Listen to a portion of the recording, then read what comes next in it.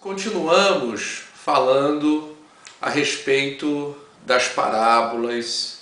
A parábola, ela vem do parabolé. O parabolé é um termo também grego, e para vocês terem uma ideia, eu vou ajudar a vocês numa interpretação de pelo menos duas parábolas. E as parábolas que eu gosto muito, eu gosto de inúmeras, mas eu acho muito interessante a parábola da questão da moeda, e que diz que dê a César o que é de César e a Deus e o que é de Deus. E existia o sinédrio, existiam aqueles grupos insatisfeitos com a presença de Jesus, porque Jesus, efetivamente, Jesus só tinha uma pedra para dormir, às vezes nem isso. Jesus, ele era um líder, ele era rápido no raciocínio, ele orientava e malbaratava os bens materiais. Ele anarquizava com a vida das pessoas a nível de interesses religiosos e outras situações. Então, os antipáticos a Jesus viviam tentando criar um ardil, um artifício para colocar Jesus em dificuldade. Então, os grupos reuniram-se e conseguiram um plano. E neste plano buscou-se uma solução para efetivamente criar, até se possível, a condenação de Jesus. E nesse grupo existiam os diversos simpatizantes, inclusive dos próprios romanos. Existiam, por exemplo, os herodianos. Herodianos eram judeus que fingiam ter simpatia pelo poder romano. E o que eles ganhavam com isso?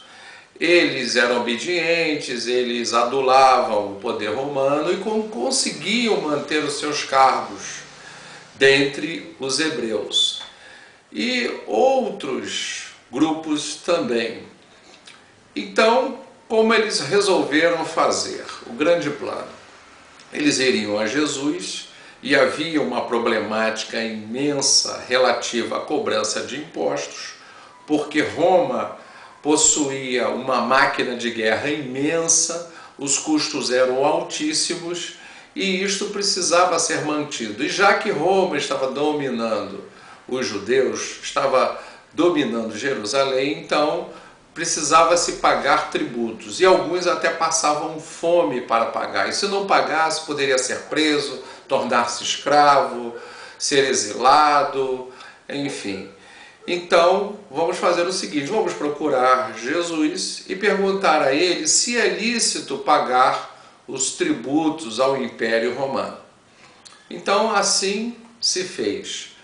Chegaram os incautos e, numa abordagem para Jesus, perguntaram, mas antes, exaltando as qualidades de Jesus, Jesus, eu sei que és verdadeiro, eu sei que é um juiz a nível das questões, deliberando sempre em favor dos aspectos justos, jamais em interesses próprios. E Jesus disse, o que queres de mim, hipócritas?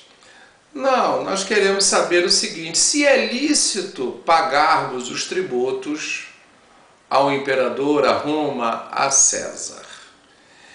E Jesus mandou que viesse a moeda e, olhando para a esfinge, perguntou o seguinte, essa esfinge pertence a quem? Quem esta esfinge retrata? Retrata a imagem de Tibério. E o que está escrito aí? Tibério César Deus.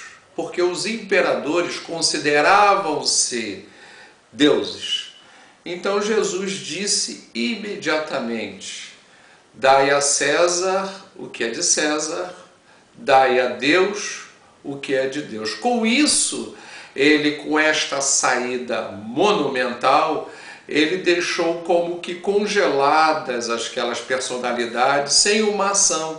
E ele conseguiu ficar bem para com os romanos, porque os romanos, se soubessem de uma opinião contrária à tributação, com certeza estariam os romanos abreviando a condenação de Jesus. E eu acredito que Jesus, ele precisava dar seguimento ao ministério dele, ele precisava ainda estar preparando melhor os apóstolos. Então não era a hora, porque Jesus com certeza sabia a hora aprazada para a própria morte. Por um outro lado, se ele dissesse que era justo pagar os tributos, existiria a grande decepção dos hebreus, porque, como eu já disse, muitos até passavam muita fome, muitas dificuldades.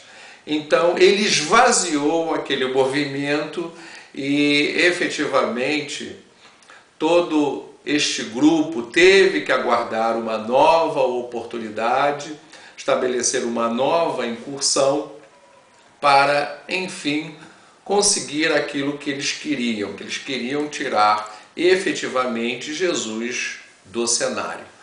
Uma outra parábola que eu também gosto muito é aquela famosa parábola do samaritano. Ela é atualíssima e é curioso porque os grupos visitam Jerusalém.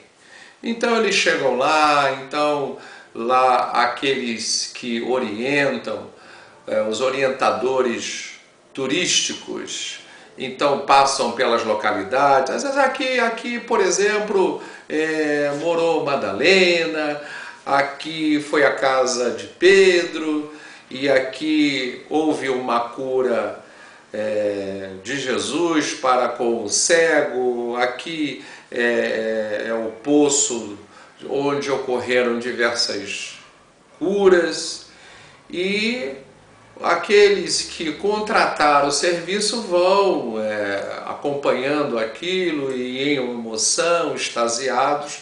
Então, os orientadores turísticos costumam dizer: aqui está a estalagem